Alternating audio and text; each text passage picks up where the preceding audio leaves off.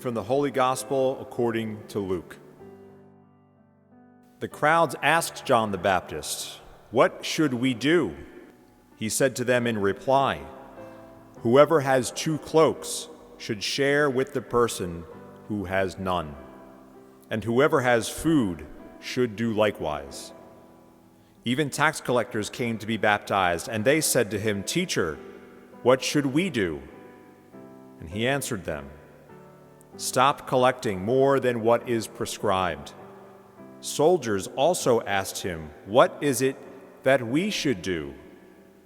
He told them, "Do not practice extortion, do not falsely accuse anyone, and be satisfied with your wages."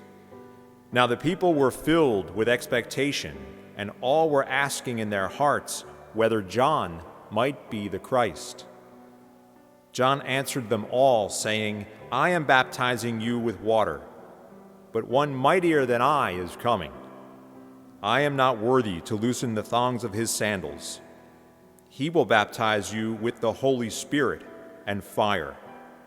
His winnowing fan is in his hand to clear his threshing floor and to gather the wheat into his barn. But the chaff he will burn with unquenchable fire." Exhorting them in many other ways, he preached good news to the people. The Gospel of the Lord.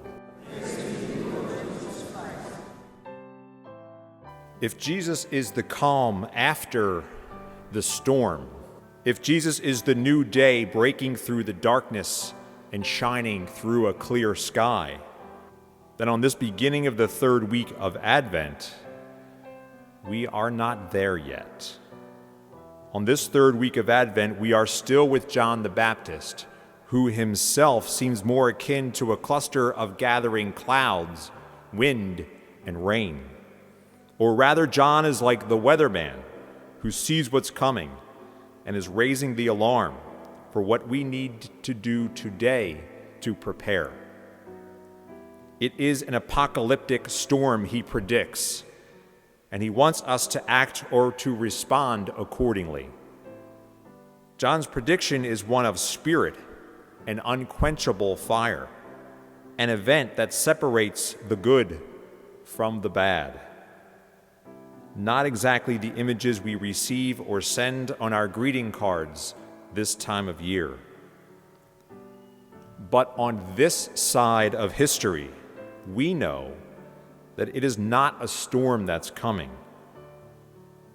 But we also know that it is a phenomenon that changes world history, an event that changes human reality, an infant that moves our hearts and has our souls feeling their worth. But John paints a very different picture than a portrait of a child lying in a manger. So what gives? Well, what gives is that in John's time, there was no single idea about the Messiah. Ideas, theories, and prophecies were a dime a dozen, varying with time and social setting. But again, on this side of history, we know the Messiah to come to us in the flesh as an infant. And so instead of farmers separating the wheat from the chaff, we can consider ourselves more like expectant parents, whereby there is a sense in which the child is with us now and at the same time on the way. For God is both with us now and at the same time waiting to come into the world through each of us. Those going to John and being baptized by him understood this well. Hence they're asking the question of what should we do? What should we do as a result of our baptism? What should we do now that sin and death do not get the last word? What should we do now that we have been brought into the fold? And John answers, essentially to say, use the gift of the freedom you have been given as intended. Use your freedom to love. I often use this example when teaching in a high school classroom. Think about when you have a crush on someone. I mean when you like them. Like when you like them. What do you hope for more than anything in the world? Now, as you can imagine, this example usually gets the attention of the students of St. Joe's Prep pretty easily. And inevitably, the answer they come back with is that what you hope for more than anything in the world is that they like you back. Well, I can't help but think that this helps explain part of the way that God hopes in us. We are created in love, but with complete freedom. In fact, our freedom is so complete that we are even completely free to refuse or to reject God. But it is this level and depth of freedom that makes possible the existence of love. It seems that there is a premium on freedom, but that's only because there is a premium on love. God waits, and God hopes in us that in our complete freedom, we like God back.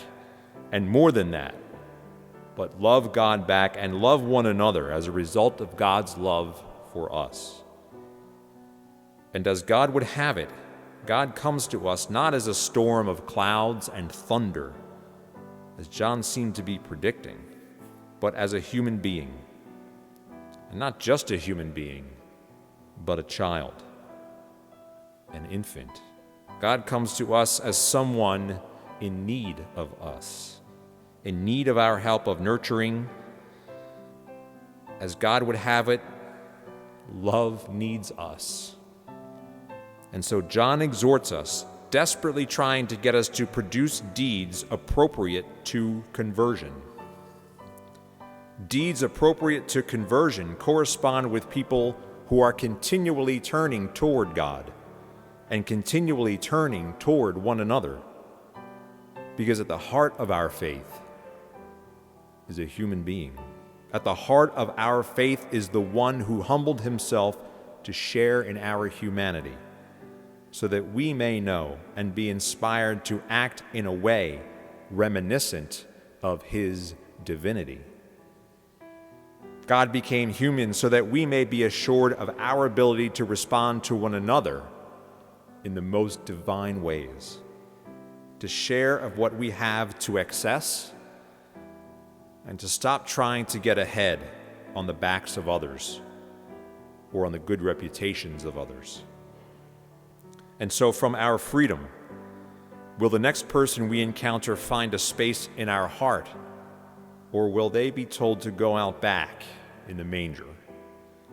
Will the person after that encounter warmth from us, or will they be told there is no room at this inn? God's love, being what it is, will find a way into this world, one way or another. But will it find its way because of us or in spite of us? And on which side of that do we really want to be?